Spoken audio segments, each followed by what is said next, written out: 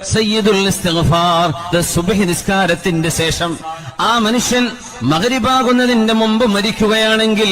ആ മനുഷ്യൻ പറഞ്ഞ ഈ ദിക്ർ മനസ്സുറപ്പിച്ചു പറഞ്ഞ വാക്കുകളാണെങ്കിൽ ദഖലൽ ജന്ന, സ്വർഗ്ഗപ്രവേശം ഉറപ്പാണെന്ന് പറഞ്ഞ ഒരു ദിക്ർ ഹബീബനാ റസൂലുള്ളാഹി അല്ലാഹുമ്മ അൻത റബ്ബി ലാ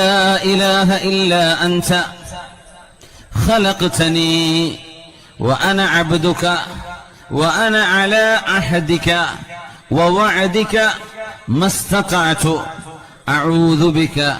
من شر ما صنعت أبوء لك بنعمتك علي وأبوء بذنبي فاغفر لي فإنه لا يغفر الذنوب إلا أنت